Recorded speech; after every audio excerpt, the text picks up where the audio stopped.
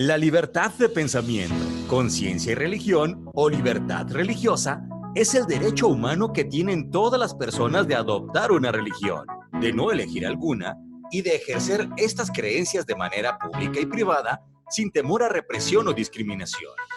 Todos los ciudadanos poseen esta libertad reconocida en las democracias modernas. En la práctica, la elección del credo está dada generalmente por creencias familiares, el entorno social o la decisión independiente. El derecho humano a la libertad religiosa está garantizado en documentos de carácter internacional, como la Declaración Universal de los Derechos Humanos, en su artículo 18, el Pacto Internacional de Derechos Civiles y Políticos, en sus artículos 18 y 27, la Convención de los Derechos del Niño, en su artículo 14, y en el artículo 9 de la Convención Europea de los Derechos Humanos.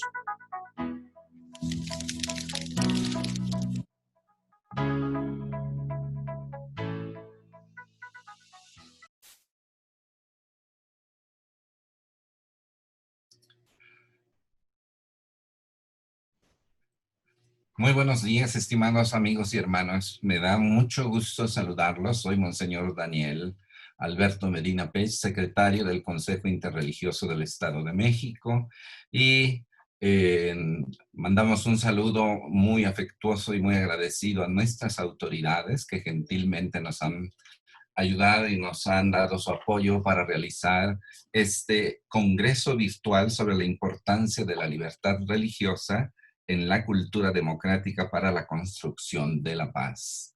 Bienvenidos todos a este congreso que llega en un momento muy oportuno, porque todos ahora tenemos que asumir la tarea que nos deja el desafío de esta pandemia, reconstruir una vida nacional más cercana con los valores y virtudes que están en nuestras raíces mexicanas. Somos el pueblo de México y la libertad religiosa es una verdadera herramienta e instrumento para construir la paz y la unidad de los mexicanos, para construir el México que ahora Dios nos pide.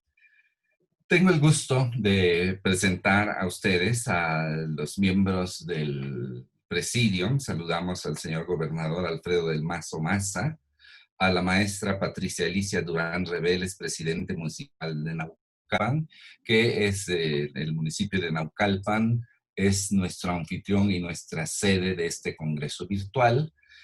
Presento a quienes conforman el Presidium en este día: al pastor Reinaldo Rodríguez Martínez, presidente del Consejo Interreligioso, que nos acompaña en Presidium; al pastor Cirilo Cruz Lázaro, el vicepresidente del Consejo Interreligioso del Estado de México. Pastor, saludos. Le quiero presentar también al Monseñor Francisco Javier Chaboya Ramos, arzobispo de la Arquidiócesis de Toluca, que también muy gentilmente siempre nos ha apoyado; al señor obispo Oscar Roberto Domínguez Cotolenc; al pastor Oseas Palau Herrera, que es vocal del Consejo Interreligioso. Quiero presentar también al contador público Pedro Mena Alarcón, coordinador de Asuntos Religiosos del Estado de México, que gentilmente con todo su equipo de trabajo ha apoyado de una manera increíble nuestro congreso. Saludo también y doy la bienvenida en el presidium al licenciado Mauricio Aguirre Lozano, secretario de Gobierno del Ayuntamiento de Naucalpan, nuestros anfitriones. Licenciado Mauricio, muchos saludos. Por favor, salúdenos también a la maestra Patti, que con tanta afabilidad nos ha recibido para ayudarnos en este congreso. Quiero también saludar al licenciado Cristian Vadillo Gutiérrez, director de la Fundación Conciencia Nacional por la Libertad Religiosa. Cristian es un verdadero amigo, una persona a quien yo admiro mucho por sus capacidades, que ha trabajado mucho por promover la libertad religiosa en todo México y que también nos apoya con su equipo en todo el aspecto técnico de nuestro congreso. Saludos, Cristian, bienvenido. Seguidamente saludo también al licenciado Cristian Vadillo Gutiérrez, al licenciado Pedro Antonio Fontaine Martínez, que es el 13º regidor del Ayuntamiento de Naucalpan, y que en estos momentos, para dar ya inicio a a nuestra sesión del día de hoy, nos dará un saludo y exposición de motivos para animarnos a todos a seguir participando y enriquecernos con todo el rico contenido de nuestro Congreso. Licenciado Pedro Antonio.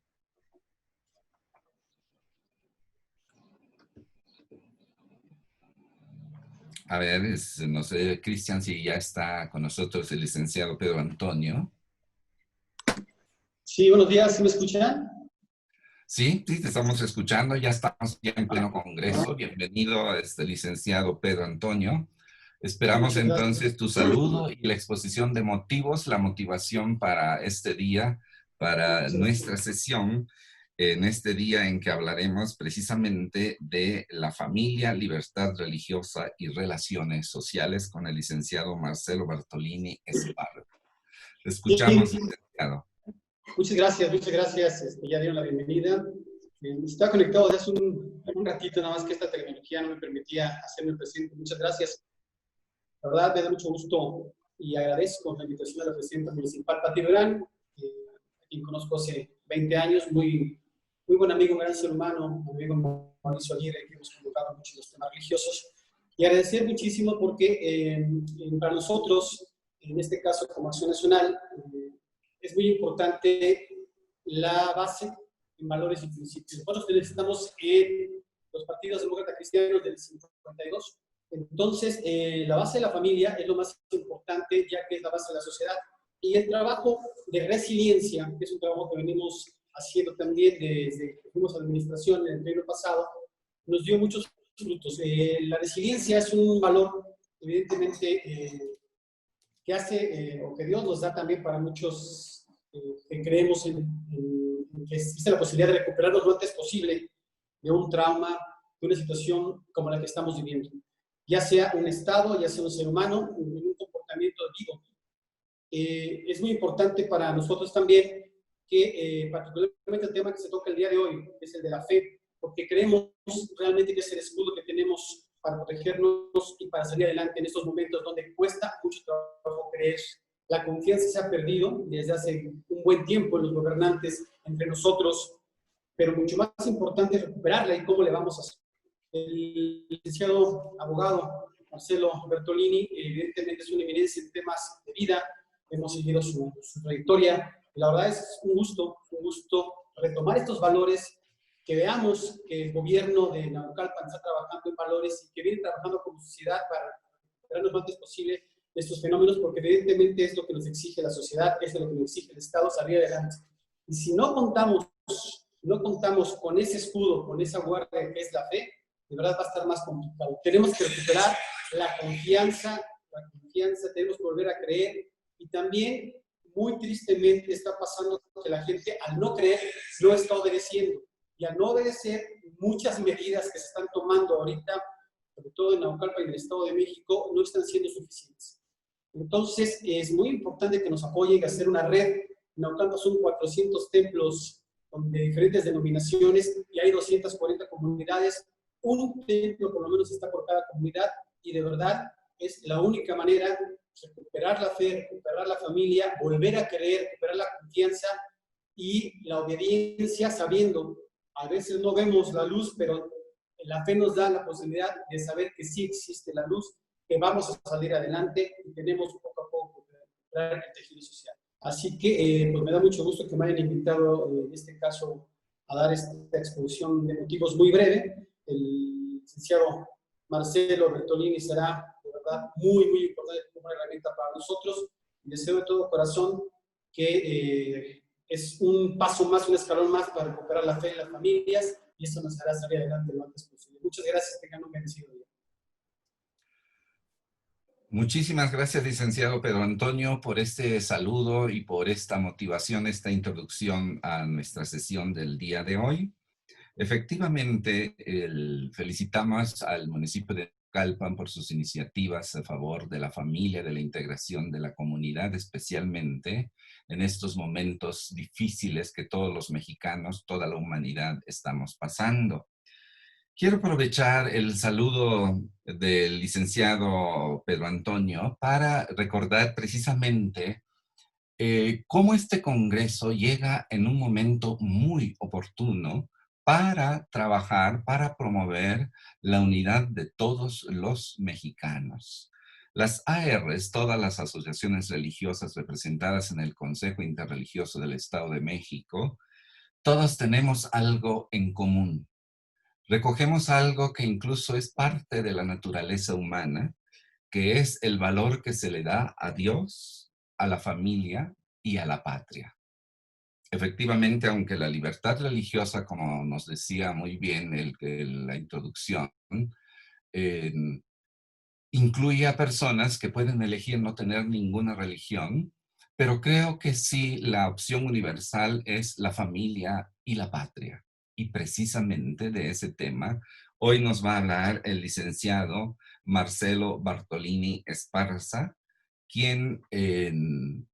a quien voy a presentar también como un amigo muy estimado, un hombre muy preparado, un hombre de familia, y que el día de hoy nos va a hablar precisamente de esa relación Dios, familia y patria en lo más concreto de la vida cotidiana, y especialmente en este momento en que como mexicanos, como patria, como familias, estamos enfrentando este desafío que ciertamente nos ha sorprendido por su dimensión inédita, por todo lo que ha trastornado nuestro ritmo normal de vida, pero que al mismo tiempo puede ser un llamado y una convocación para construir un México más solidario, más familiar, más patria y también, como nos decía el licenciado, un pueblo mexicano en cuyas raíces está su fe y esa fe se fortalezca y también aporte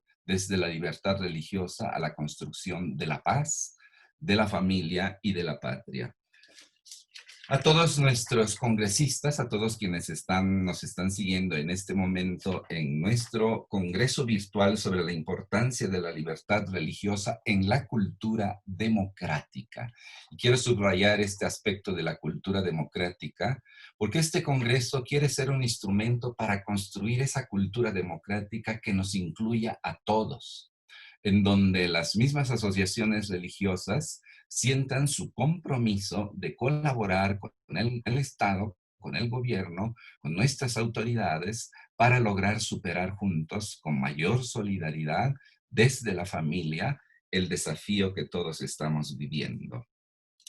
El licenciado Marcelo Bartolini Esparza es licenciado en Derecho por la Universidad La Salle, con diplomado en Derecho Mercantil por la Universidad Panamericana y diplomado en Arbitraje Comercial Internacional por la Escuela Libre de Derecho.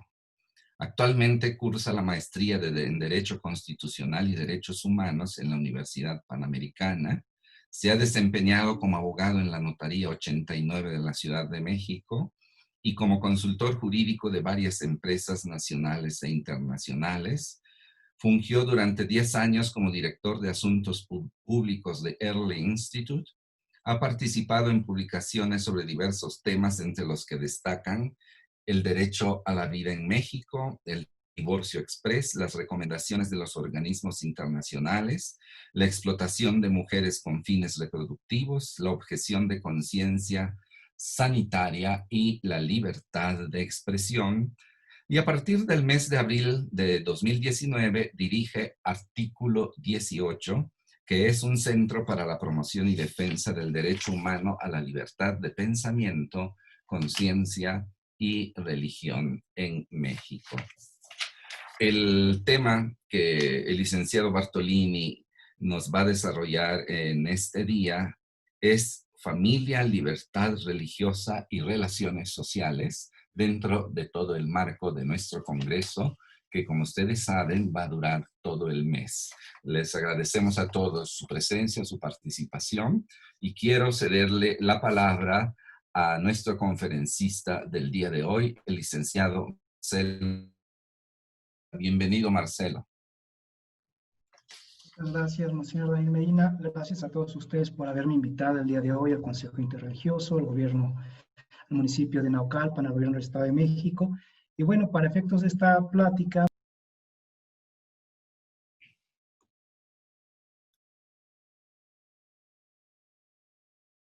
y a partir de ahí poder platicarles de algunos detalles el día de hoy. Ahí está. Listo. Bueno, la plática que tenemos preparada para el día de hoy, ¿sí me escuchan bien, verdad? Tiene que ver con familia, libertad religiosa y relaciones sociales. Esta conferencia la he preparado en dos partes. La primera es información de contexto, que contiene el repaso de algunos aspectos históricos relevantes y de actualidad para dimensionar mejor los temas de los que vamos a hablar el día de hoy. Y la segunda parte es sobre la libertad religiosa en relación con otros derechos humanos, como el derecho a la vida y la integridad corporal, la objeción de conciencia y el derecho de los padres a educar a sus hijos conforme a sus convicciones. Para esto creo que es importante tener presente algunos eventos relevantes de la historia de nuestro país. En 1521 se da la conquista española de lo que después llaman la Nueva España por los reyes católicos, Fernando de Aragón e Isabel de Castilla. Hay un segundo evento que va a marcar también la historia de nuestro país, que es en 1861, con la Guerra de Reforma. En este momento histórico, nuestro país sufre una especie de divorcio entre el Estado y la Iglesia Católica. Se da la nacionalización de los bienes del clero, el retiro de la Iglesia de la economía de los cementerios, el rompimiento de la relación diplomática de México con el Vaticano, entre otras situaciones. Y quisiera cerrar este repaso histórico con el año de 1992, que también va a representar un parteaguas en la historia de nuestro país, y es cuando se restablece la relación del Estado y las iglesias, bajo la administración del presidente Carlos Salinas de Gortari, que es cuando se crea la Ley de Asociaciones Religiosas y Culto Público que tenemos vigente hasta la fecha. Después de haber hecho este pequeño repaso histórico, la pregunta es, y bueno, ¿dónde estamos parados el día de hoy? ¿Cuál es nuestra situación actual en México? Después de revisar las cifras del INEGI, podría decirles que tenemos una población de más de 112 millones de habitantes. De esos 112 millones de habitantes, se declaran creyentes más de 104 millones de habitantes. Es decir, una gran mayoría del país todavía se percibe y se manifiesta como creyente. Los tres grupos de credos religiosos que estableció el INEGI conforme al último censo es el credo cristiano, que involucra a la Iglesia Católica, la Ortodoxa, protestantes históricas y reformadas, pentecostales, evangélicas, cristianas, bíblicas de diferentes evangelios, diferentes evangélicas, otros credos como el origen oriental, la judaica, islámica, New Age, raíces étnicas, espiritualistas, otros movimientos religiosos, cultos populares, y el tercer grupo es el que declara que no tiene religión o prefiere no declararla. Otro dato relevante es de que a pesar de que la gran mayoría de la población se declara creyente, solamente el 49.9% de la población casada o unida declara un matrimonio religioso. Así las cosas, les podría decir que otro de los principales problemas que estamos viviendo en el país, independientemente también de la pandemia y la seguridad pública, tiene que ver con esta encuesta nacional sobre discriminación que se hizo en el año del 2017, en la cual ustedes pueden ver en su pantalla que la discriminación a la población con motivo de sus creencias religiosas ocupa el segundo lugar, solamente después de la apariencia y por encima de la discriminación por sexo, por edad, por el lugar donde se vive, por la manera de hablar, por su clase social o por su orientación sexual. Ustedes pueden ver en estas diagramas, en estas barras, cómo el tema de las creencias religiosas está ocupando de manera bastante significativa un lugar dentro de las problemáticas de la interacción social en nuestro país. Ahora bien, cuando nosotros hablamos de la libertad religiosa, con mucha frecuencia nos preguntamos o nos cuestionamos si se trata de una concesión del Estado o de un derecho humano. Al respecto, el doctor Jorge Traslocheros, que es un sociólogo, profesor investigador en la UNAM, declara en uno de sus libros que la libertad religiosa no forma parte de las cosas que puede otorgar el Estado, toda vez que el fenómeno religioso preexiste al Estado. Este no la crea ni está en su mano darle o negarle su existencia. Podrá reprimirla, pero jamás suprimirla. Quizá para poder entender con mejor proporción lo que esto significa, podríamos tomar en cuenta que en el calendario hebreo van ahorita en el año 5780, que comienza después del Génesis del mundo según la tradición judía. Y para no ir más lejos, en la mayoría de los países del mundo occidental, nosotros también tenemos en el calendario el año 2020, precisamente después de Cristo. Entonces tenemos que se trata de un fenómeno religioso que es inclusive preexistente al concepto de Estado-nación, que se acuñó hasta muchos siglos después, podríamos pensar, con la edad de la modernidad, con la Revolución Francesa, con la independencia de Estados Unidos, pero mucho antes de esto ya existían estos fenómenos religiosos y estas religiones que siguen vigentes y muy arraigadas en la población de nuestro país, como podíamos ver en los censos a los que me referí anteriormente. Ahora bien, si vamos a hablar de la libertad religiosa, también conviene despejar en qué consiste la libertad religiosa. ¿Cuál es el concepto? ¿Qué debemos de entender por libertad religiosa? Para no acudir a un concepto arbitrario, quise acudir a la Declaración Universal de los Derechos Humanos de 1948, que es de un amplio consenso a nivel internacional, cuyo artículo 18 establece que toda persona tiene derecho a la libertad de pensamiento, de conciencia y de religión.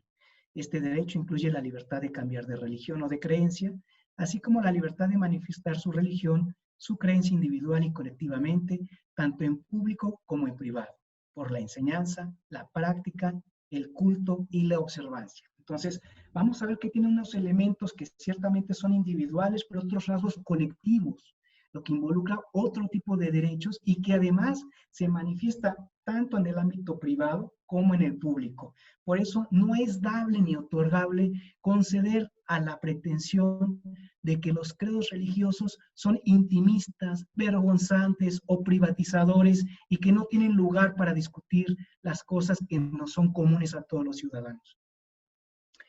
De esta manera, podemos encontrar que el derecho a la libertad religiosa guarda una íntima relación con otros derechos humanos, por ejemplo, el derecho a la vida y a la integridad física.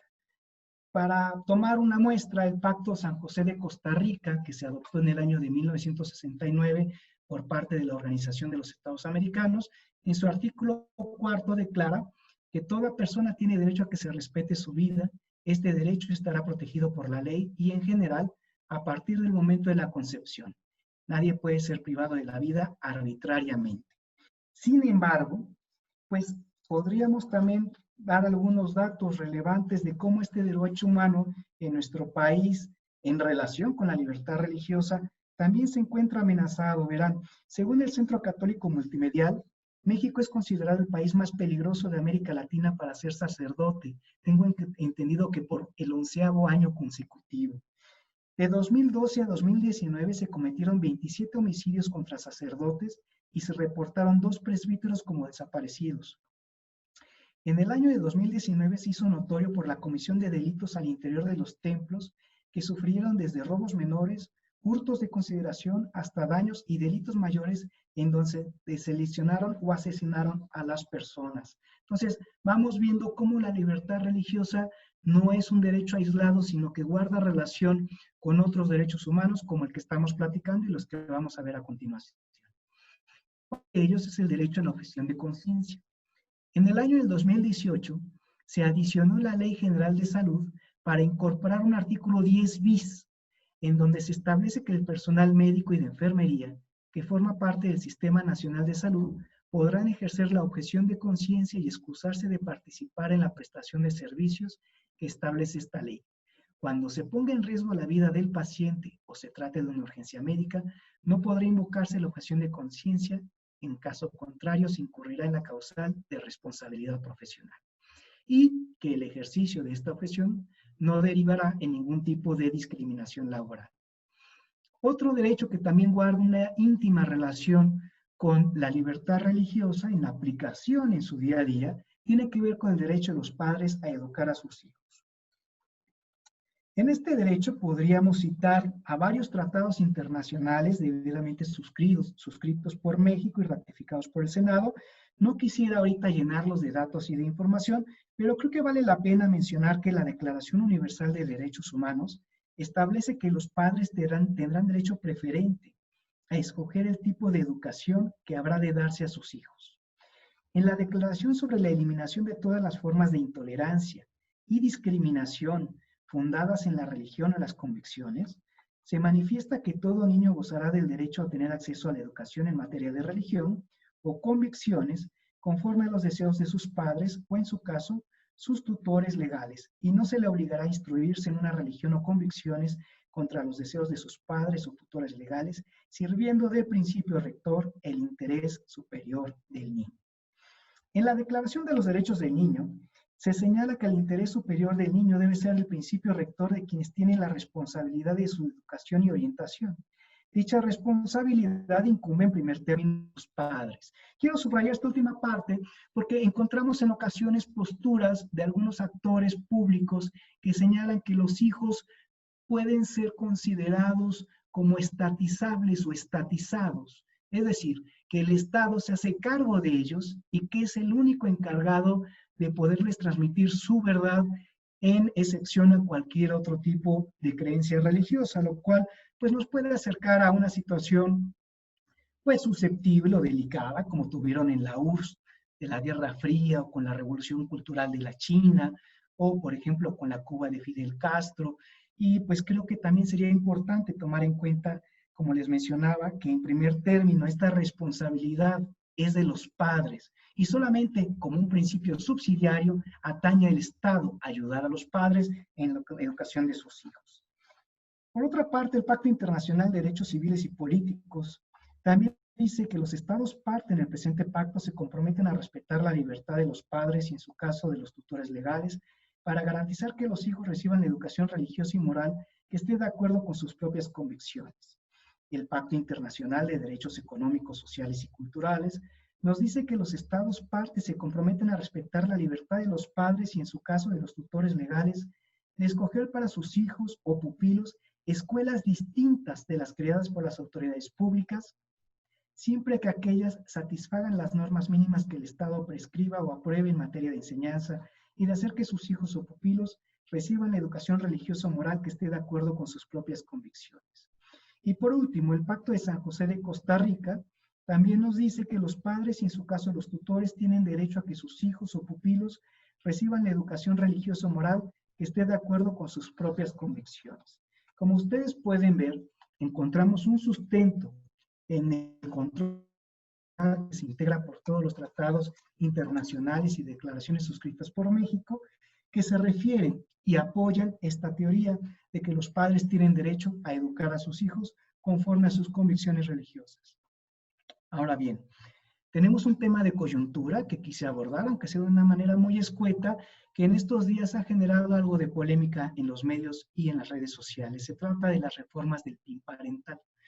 Tengo entendido que se han presentado 5 reformas en Aguascalientes, Chihuahua, la Ciudad de México, el Estado de Querétaro y Nuevo León para establecer un texto que más o menos incluye un derecho de los padres para poder decir bajo consentimiento informado qué asignaturas quieren o no que sus hijos cursen en la escuela, y esto ocasionó que el fin de semana la Secretaría de Gobernación, en conjunto con la Secretaría de Salud, la Secretaría de Educación y Mujeres, el Consejo Nacional de Población, el Comité Nacional para la Prevención de la Discriminación y el Sistema para la Protección de los Niños, Niñas y Adolescentes se pronunciaran de una manera bastante drástica en contra.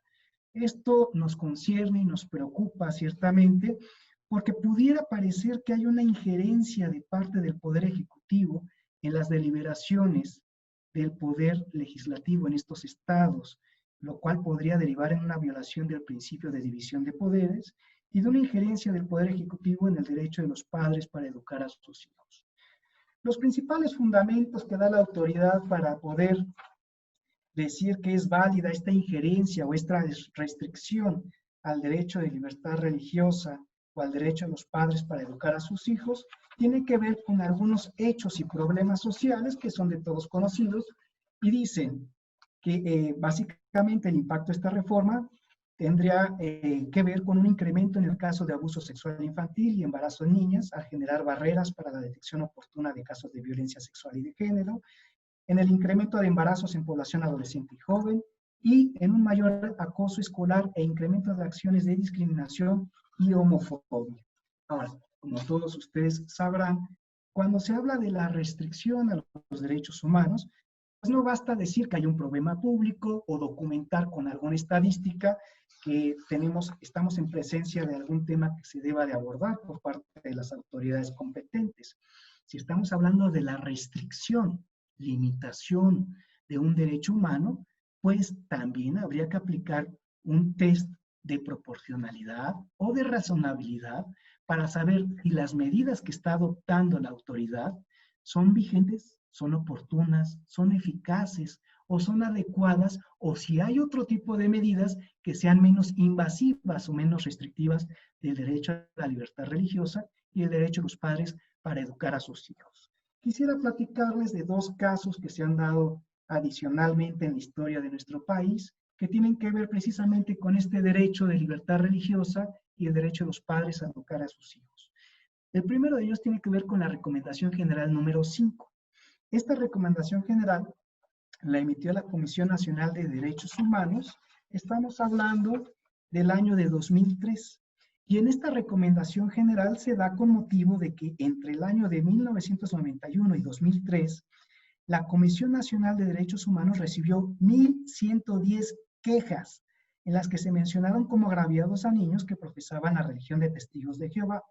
Algunas de ellas se refieren a grupos de hasta 50 menores.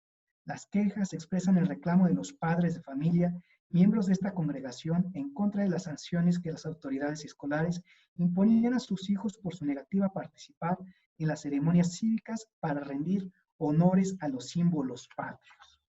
Después de un exhaustivo análisis, la autoridad determinó que se les daba un trato discriminatorio por sus motivos, por sus creencias religiosas, fomentando la intolerancia, y en ocasiones se les privaba del derecho a la educación por la misma razón.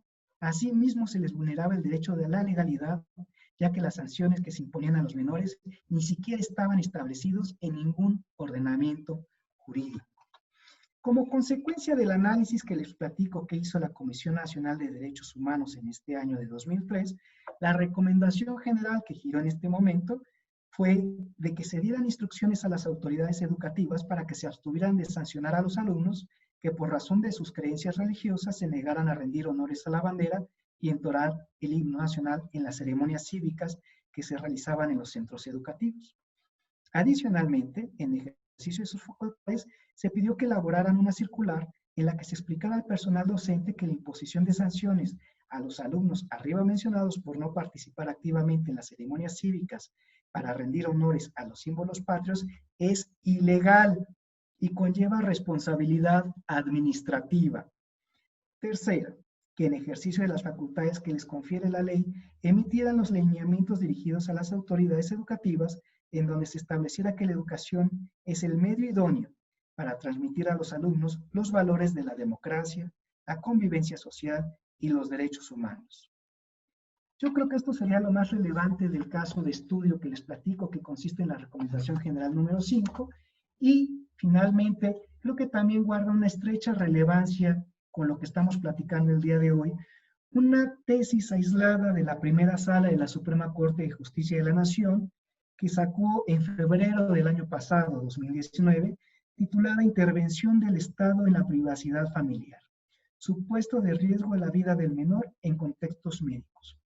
Ahorita les voy a decir qué tiene que ver con la educación. Dice así, es una síntesis. Los padres son libres de formar a sus hijos en la religión que elijan conforme a sus convicciones.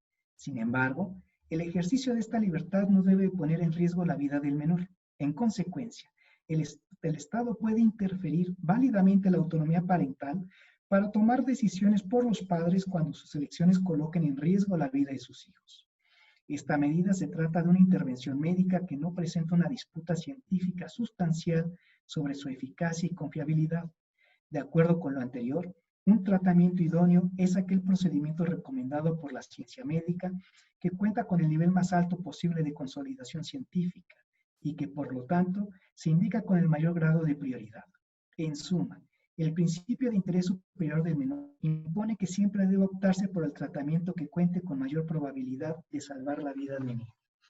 Así las cosas, en este contexto histórico de datos duros, sociológicos y jurídicos, yo creo que ahorita el tema que estamos viviendo de manera más contemporánea del PIN parental, en donde una parte reclama el derecho de los padres para educar a sus hijos y su libertad religiosa, y por el otro lado, algunas autoridades estatales reclaman la rectoría del Estado para educar a los hijos conforme a sus principios y valores. Creo que al final de cuentas, si el tema lleva a la Suprema Corte de Justicia, podría interpretarse no a la luz de cualquiera de estas dos posturas, sino a través del interés superior del niño. ¿Qué es lo que sería más importante de explorar en consecuencia? Bueno, si el interés superior del niño priva por inclusive el derecho de los padres para educar a sus hijos conforme a sus convicciones o alguna disposición administrativa, creo que lo que sería muy importante de atender sería no nada más componer un solo paquete de inconformidades y decir, no estamos de acuerdo con todo esto, sino escuchar y plantear a partir de las problemáticas que exponen las autoridades mejores medidas para que en la educación haya una prestación sustitutoria, o sea, no nada más un no, sino de qué manera se pueden abordar los problemas nacionales en la educación de los hijos para encontrar juntos una mejor solución. Yo por esto me siento muy contento, me siento muy halagado y doy la bienvenida a este tipo de mesas de diálogo y de foros en donde las autoridades se reúnen con las asociaciones religiosas, con la sociedad civil y con los académicos para escucharse mutuamente y no nada más para descalificarse, unos que por ignorantes y fanáticos, los otros porque les imponen su ideología, porque quieren estatizar a sus hijos. Y yo creo que en lugar de descalificar o quererse imponer por la fuerza o a base de argumentos jurídicos parciales, se podría establecer un diálogo en donde se escuche a todas las partes y se puedan establecer las soluciones que no prevalezca un derecho a costa del otro, sino que puedan conciliarse y coexistir, como lo ha resuelto en varias ocasiones el Tribunal Europeo de Derechos Humanos. Quisiera cerrar nada más con un par de comentarios de un libro que estaba leyendo de un autor italiano que se llama Miguel Ángel Bovero. Él nos recuerda que la función de la democracia es la de producir decisiones colectivas con el máximo de consenso crítico y con el mínimo de imposición, como ha señalado Norberto Bobbio de manera insistente. De esta forma se esclarece en qué sentido se da la contraposición de la democracia respecto de las demás formas de gobierno no democráticas, o sea, de la terminología de Kelsen y de Bobbio, de la autocracia. En la autocracia, las decisiones políticas, en mayor o menor medida, caen desde lo alto sobre la cabeza de los destinatarios. Por el contrario, una forma de gobierno es democrática cuando las decisiones colectivas son el resultado de un juego político iniciado y controlado desde abajo por los ciudadanos, es decir, por los destinatarios de las decisiones colectivas, un juego del que ninguno de ellos debe quedar directa o indirectamente excluido. Y apunta también, el poder comete abusos cuando excede los límites que le han sido prescritos, cuando realiza actos no autorizados, cuando se impone arbitrariamente a la voluntad de los sometidos en contra de su consenso, o mejor dicho, contra las condiciones mínimas de aceptabilidad de los mandatos, y cuando actúa por interés propio o privado y no por interés público contra la confianza de los coasociados o ciudadanos.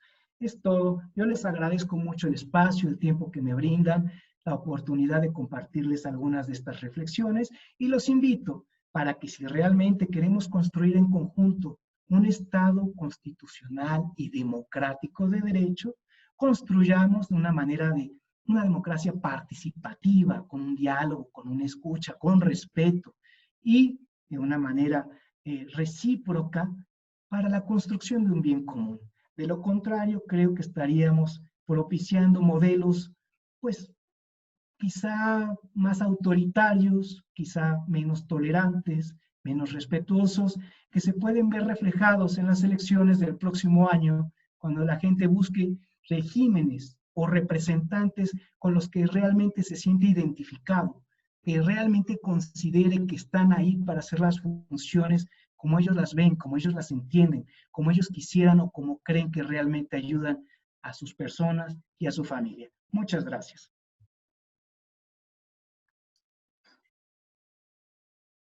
Licenciado Bartolini, muchísimas gracias por esta brillante conferencia, exposición que nos has dado. Creo que nos sirve muy bien a todos y entra precisamente dentro del objetivo de nuestro Congreso, porque la familia es algo verdaderamente importante y las ideas que nos has compartido nos ayudan a motivarnos para aprovechar este congreso y esta situación de esta pandemia que yo veo como un desafío para renovar nuestra vida como nación, para pensar que somos una sola patria, una sola nación y una sola familia de mexicanos.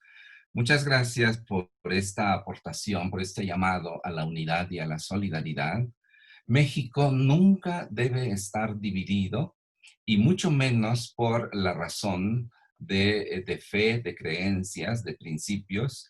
No es momento de dividirnos por enfrentamientos, descalificaciones, como muy bien nos has dicho. Y quisiera aprovechar ya en estos minutos antes ya de cerrar nuestra conferencia del día de hoy. ¿Qué nos recomendarías como mexicanos, como nación? Porque el Consejo Interreligioso del Estado de México quiere poner en la conciencia de todos quienes formamos, todos los mexiquenses, los que vivimos aquí en el Estado de México, pero hoy, aprovechando también este medio de difusión que rebasa los límites del Estado, ¿qué nos recomendarías? ¿Qué líneas de reflexión, de acción nos recomendarías para construir, para renovar nuestra cultura mexicana en donde la fe, las asociaciones religiosas puedan participar como actores sociales, como interlocutores sociales desde la raíz de México, ¿no? Es decir, las asociaciones religiosas no son instituciones que empezaron a existir desde 1992, como muy bien nos lo dijiste, sino que siempre han formado parte de este rico mosaico cultural que es México, nuestra patria.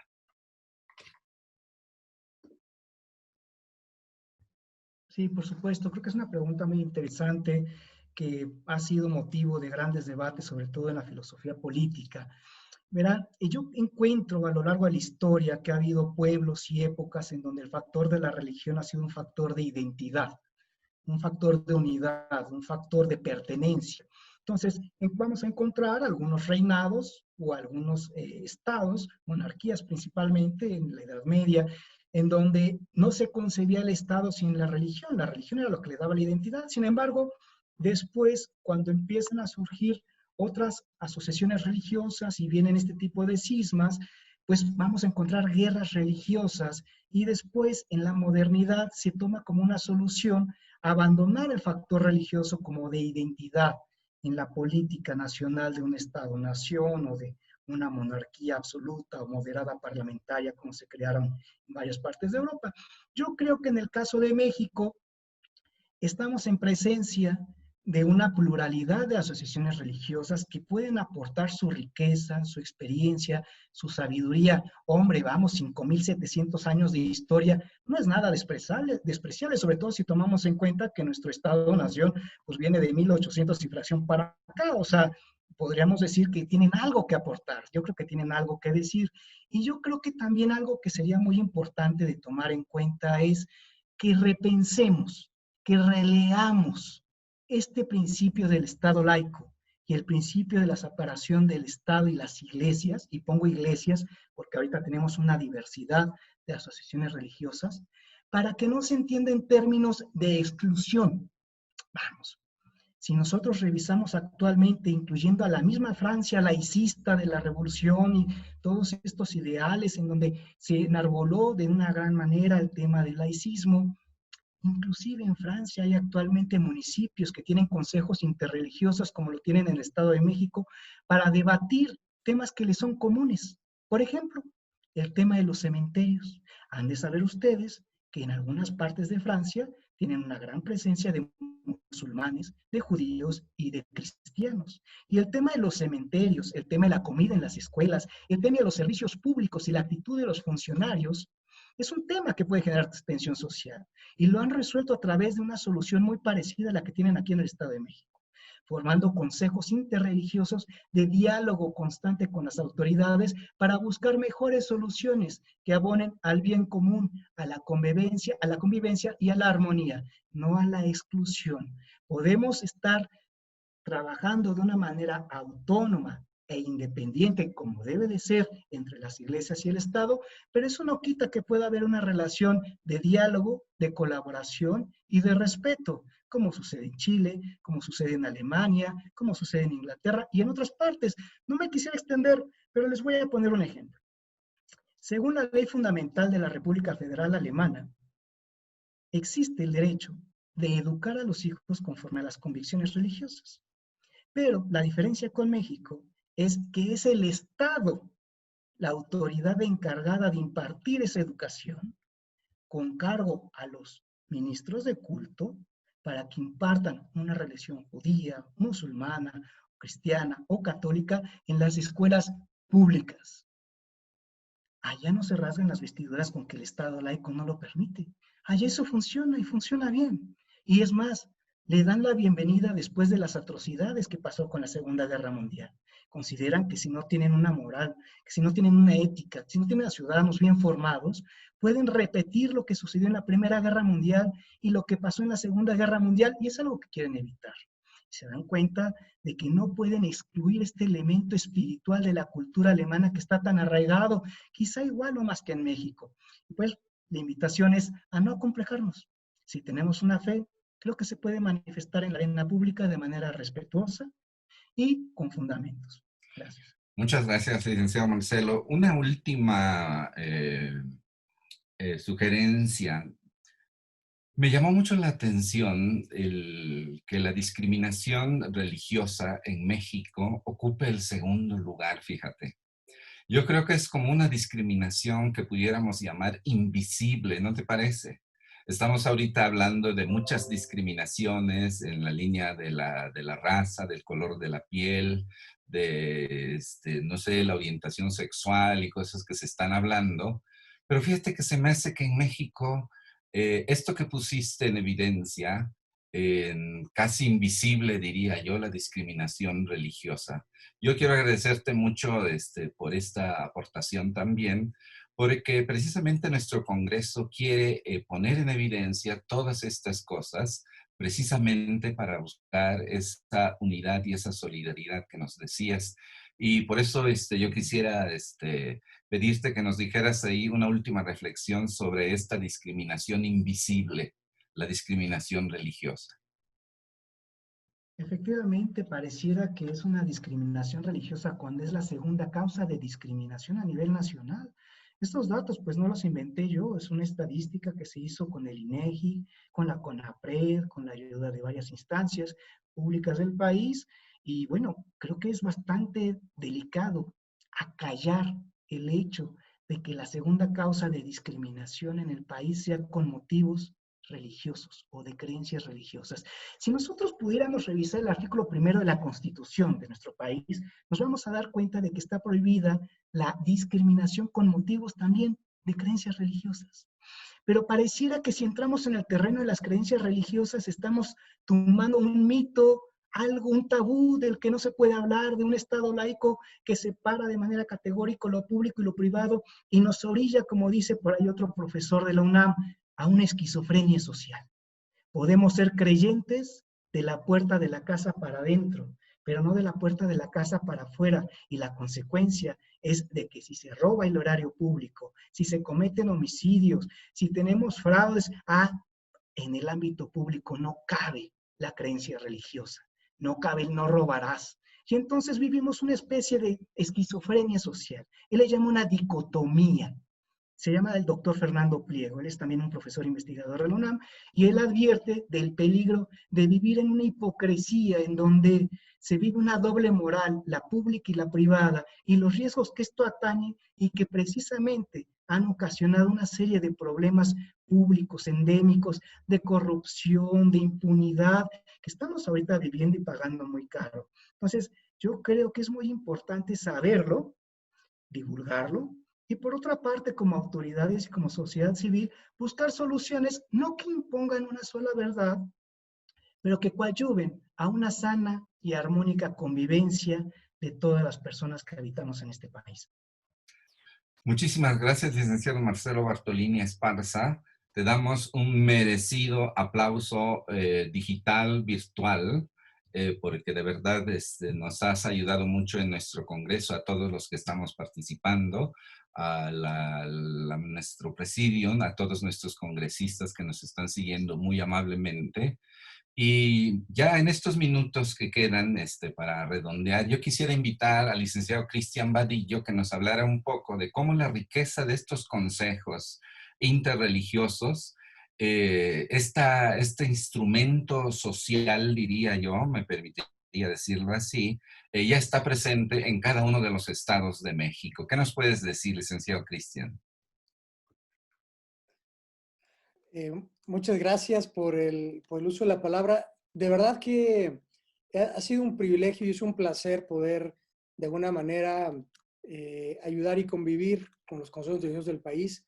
Ya bien, como decíamos, señor Medina Pech, hoy es una realidad, yo quisiera decir incluso una realidad social. Existe un consejo interreligioso en cada entidad de la República y quisiera recordar que estos consejos interreligiosos son la autoagrupación de los líderes religiosos de las denominaciones preponderantes en un estado. Estos consejos interreligiosos se unen para trabajar y colaborar en temas en común. No son grupos ecuménicos, no se reúnen para hablar de religión o de doctrina. Hay algunos consejos muy diversos donde participan, por supuesto, diferentes iglesias judio-cristianas, la iglesia católica, cristianas evangélicas, la iglesia anglicana, pero también están otras iglesias como los judíos, los Hare Krishna, los musulmanes, los bahá'ís, la iglesia de Jesucristo. Vaya, es una diversidad que estos consejos se unen realmente a hablar sobre temas en común. Algunos de estos temas son los que ya se han mencionado hoy en la ponencia, temas como la familia como núcleo central de la sociedad, la vida, ¿no? la preservación y defensa de la vida, temas de democracia, incluso de participación ciudadana, temas como la educación de los hijos, independientemente de cuál sea la religión, la doctrina o la práctica religiosa, todas tienen en común estos temas de manera muy puntual y abreviada, pues los valores éticos y morales son muy similares. Es muy interesante reconocer que un país, una sociedad, una organización que vive los valores éticos y morales que viven las religiones, siempre será un país o una sociedad más participativa, más colaborativa, más honesta, más educada, más saludable. Esto es una de las ganancias sociales, ¿no? de la religión de manera colectiva. Por supuesto que estos consejos también se unen y se reúnen para trabajar y promover la libertad religiosa como un derecho humano fundamental. ¿Por qué decía yo que hoy es una realidad social? Porque México realmente es el líder y pionero de haber conformado, de haber reunido al sector religioso, que en otros momentos tal vez nunca hubiéramos pensado ver reunida esta diversidad religiosa a estos líderes, pero han encontrado, yo los felicito a los religiosos de nuestro país que han encontrado una unidad en el sector religioso, se han dejado de lado las diferencias para unirse en las coincidencias, se han construido puentes y este evento, este congreso, es de hecho el resultado de esta unidad, de esta colaboración. A nivel internacional, y los demás panelistas y expertos no me dejarán mentir, a nivel internacional se habla mucho del diálogo interreligioso. Déjenles digo que en México hemos pasado del diálogo a la colaboración interreligiosa. Estamos realmente ya metiendo las manos, nos arremangamos todos y trabajamos en fines y propósitos comunes. Yo por eso admiro, felicito y enhorabuena el trabajo de todos los consejos interreligiosos del país. En particular, me congratulo mucho de poder asociarme y realmente ser un amigo del Consejo Interreligioso del Estado de México, porque el día de hoy estamos viendo los logros que provienen de esta colaboración y de esta tolerancia religiosa que existe en nuestro país.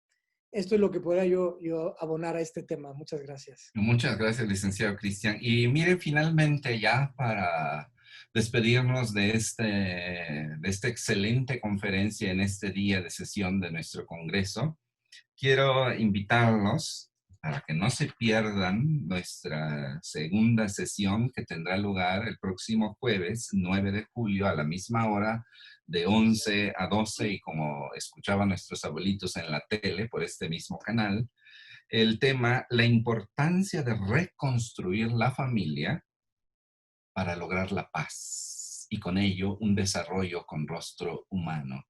Nuestro conferencista será el doctor Gilberto Rocha Margain, y será un tema también que irá complementando lo que el licenciado Marcelo Bartolini hoy muy competentemente nos ha compartido a los congresistas. Una vez más, Marcelo, gracias.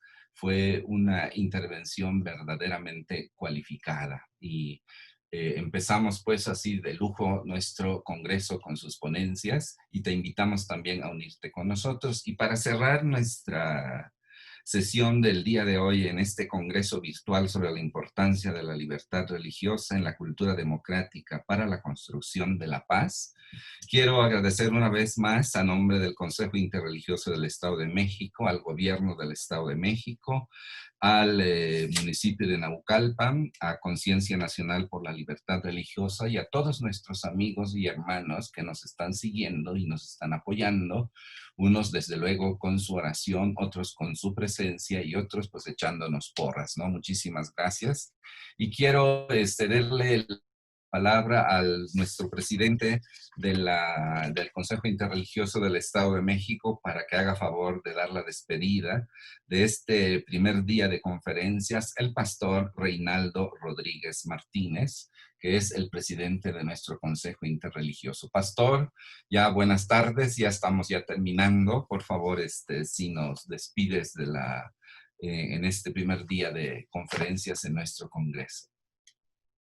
Pues muchas gracias a todos por su participación, por su interés para estas conferencias que, como ya bien se ha mencionado, estamos viviendo momentos históricos también en la unidad, en el trabajo, en la comunión de diferentes asociaciones, para el bien de nuestra sociedad, para el bien de nuestras familias. Pues reiterar nuestro agradecimiento y que todas estas herramientas que se están poniendo para todos ustedes sean de utilidad para una mejora de nuestra sociedad, con nuestras familias, que es lo más importante.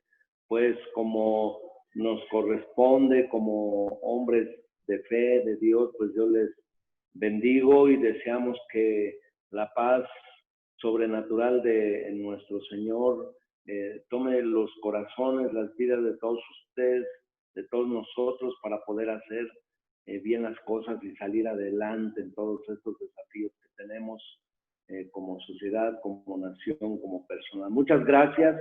Nos vemos el jueves. Primero Dios, va a ser una conferencia, como ya lo dijo el señor Daniel Medina, va a ser una conferencia que va a reforzar muchas cosas acerca de esas inquietudes que tenemos de la reconstrucción de la familia en estos momentos de la problemática social. Y nuevamente muchas gracias a todos. Gracias, monseñor Daniel, y gracias a todos mis compañeros, a las autoridades, muchas gracias.